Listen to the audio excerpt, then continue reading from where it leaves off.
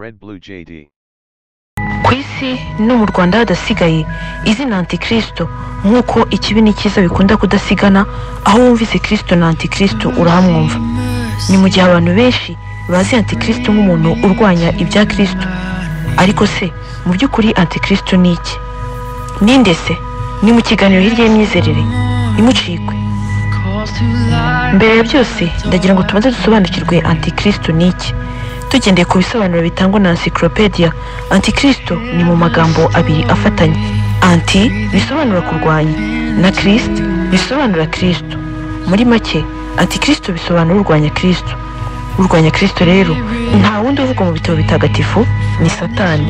Abizera bavuga ko nk'uko Imana ari umwuka, Antikristo nawe ari umwuka. Mbese ntushobora kumurebesha amaso y'umubiri, nk'uko n'Imana udashobora kuyirebesha amaso y'umubiri. Kandi nk'uko udashobora kubona ingabo z'Imana arizo bamarayika n'amaso y'umubiri, n'ingabo za Antikristo arizo abadayimoni udashobora kuzibonesha amaso y'umubiri. Iyo usomye rero muri Bibiliya mu rwandiko rwa Yohana 22, aho Yesu yabwiye abantu ati, mbese umunyabinyoma ninde? Nuko arabasubiza ngo keretse uhakana ko Yesu Kristo ariho, uhakana Data wa twese ndetse n'umwana we, niwe Antikristo. Bibiliya kandi iyo ubwayo yivugira ko Satani ari we munyabinyoma. Bishatse kuvuga rero ko Antikristo ari umwuka wa Satani ukorera mu bantu. Bishatse kuvuga ko ibi byaba bisobanuye ko Antikristo ataje ubu, ahubwo yariho mu bihe bya kera. Bamwe muri ba Antikristo bavuga muri Bibiliya usanga bavuga ko bitwaza ibimenyetso, aho harimo nk'ibimenyetso 636 ndetse n'ibindi bigiye bitandukanye. Usomye mu Byahishuwe ibice 13 ahasanga amagambo agiye atandukanye anagaragaza bimwe muri ibi bimenyetso. Gusa abasesenguzi ba Bibiliya bemeza ko Antikristo cyangwa umwuka urwanya Kristo uzaba uhishe mu mitwe 7 y'inzoka ivugwa mu Byahishuwe, ari nayo izaba ihagarariye Antikristo.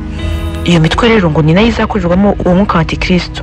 Nta yindi rero. Umutwe wa mbere ni abakuru b'amatorero, umutwe wa kabiri ngo ni abanyapolitike, umutwe wa gatatu bo ngo ni abasiyantifike, hanyuma umutwe wa kane wa Antikristo ni abasirikare ngo bakuru, hanyuma umutwe wa gatanu ukazabindwanya, umutwe wa gatandatu ngo ni abiswe les trafiquants. Aba ni abantu bacuruza ibintu byangiza abantu nk'ibiyobyabwenge ndetse n'intwaro zo kwica bagamije kubona amafaranga gusa.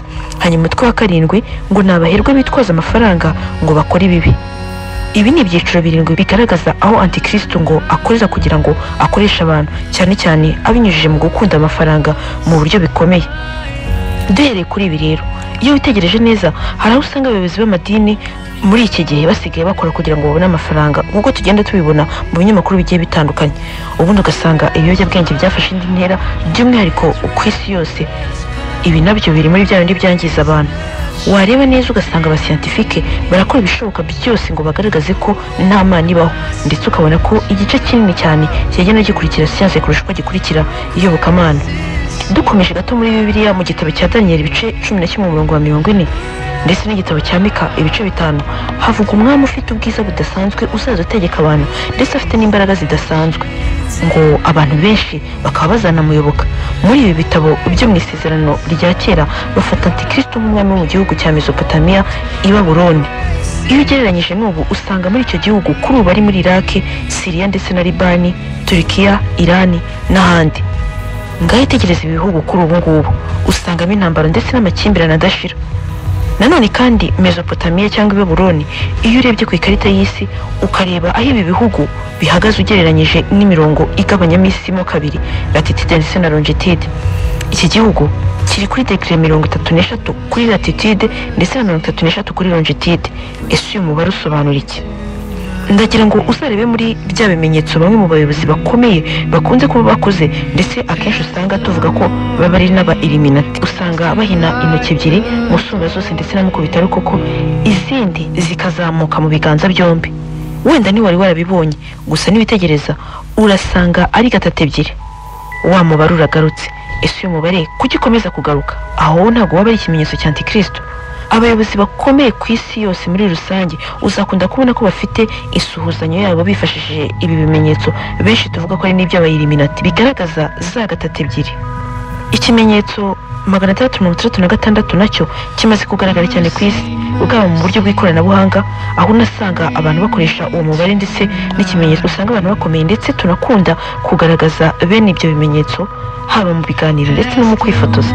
Iki kimenyetso cya 636 si cyo cyonyine ngo kigaragaza antikristo, kuko Bibiliya mu rwandiko Pawulo yandikiye Abatesalonike ibice 2:9 havuga neza ko ngo kuza k'uwo mugome kuri mu buryo bwo gukora kwa Satani gufite imbaraga zose n'ibimenyetso n'ibitangaza by'ibinyoma. Bishatse kukwereka ko n'abahanuzi b'ibinyoma ndetse akenshi bitwaje ibimenyetso bakanakora n'ibitangaza nabo bagaragaza kuza kwa antikristo. Gusa bo ntago ari ba antikristo, kuko akenshi bo banaza bavuga ibyiza by'Imana. Muri iyi minsi uzakunda kubona abahanuzi b'ibinyoma bashobora kuba barasakaye ahantu hagiye hatandukanye. Umuntu akaza akakubeshya akaguhanurira ibintu bitari byo, wazajya kubona ugashiduka yaragutwaye nk'amafaranga.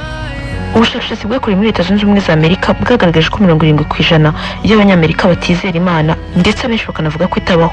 Ubu bushakashatsi bwagaragaje ko ahanini ngo biterwa n'uko kuri ubu abantu bari kugenda bareba cyane ku byo abantu bari kugenda bavumbura kurusha kwita ku byanditswe mu bitabo bitagatifu. Muri make, ibimenyetso byose bibanziriza kuza kwa antikristo birahari. Ubwicanyi mu bihugu byinshi biragaragara cyane, abantu barapfa bazira ubusa ndetse ntibanarenganurwe. Igitabo cy'Ibyahishuwe gisobanura neza ko mu minsi ya nyuma isi izayoborwa ubundi ngo n'abantu batatu. Abo bantu batatu bakazaza mu buryo bw'ibimenyetso. Ngo uwa mbere ni Satani, uzafite ikimenyetso cy'inyamaswa icira umuriro ariyo dragon. Uwa kabiri ngo ivuye mu mazi imwe y'imitwe 7 ariwe antikristo, tumaze no gusobanukirwa iyo mitwe 7 ariyo. Hanyuma uwa gatatu ngo ni inyamaswa ivuye mu isi ariyo dini ry'ibinyoma n'abahanuzi b'ibinyoma. Niba se kuri ubu abantu badatinya guhindura Bibiliya bakavuga ko Bibiliya yanditswe nabi, ubundi bakazana na Bibiliya ya Satani bakayishyira ku mugaragaro ndetse bakanayiyoboka, bamwe bakanavuga ko ariyo nzira n'ukuri n'ubugingo, aha ntago byaba bisobanuye ko antikristo yamaze kugera ku isi, ko ndetse hashize n'igihe kinini. Kuri ubu abahanuzi b'inyuma ndetse n'ibitangaza bidasanzwe abantu bafite muri iyi minsi birahari. Ngo ubwami buzagaragaza amahoro n'umutekano, kandi nyamara bicana mu ibanga ntawe umenya ubikora, nabyo birahari.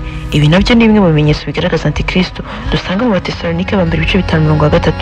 Ikindi kandi, idini risenga Imana ariko mu by'ukuri abenshi bafite umwuka wa antikristo, ndetse niwitegereza uzanasanga benshi mu bakristo b'iki gihe bakora ibyaha uko bashatse maze bagafata idini nk'ikintu cyo kubakingira.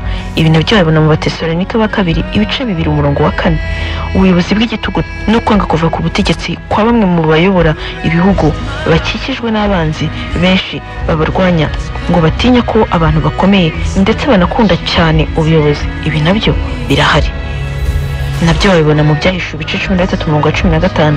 Gukunda amafaranga cyane ku bihugu nyamara abaturage ngo barimo bicwa n'inzara ndetse no kwica inzirakarengane, nabyo babibona mu Byakozwe mu bice 20:4. Ngibi bimwe mu biranga ko antikristo yageze mu isi. Ibi nunabyitegereza kuko urasanga yaramaze kuhagera ndetse amaze n'igihe kinini. Nguko rero nujya wumva abavuze antikristo ujye umenya icyo bisobanura.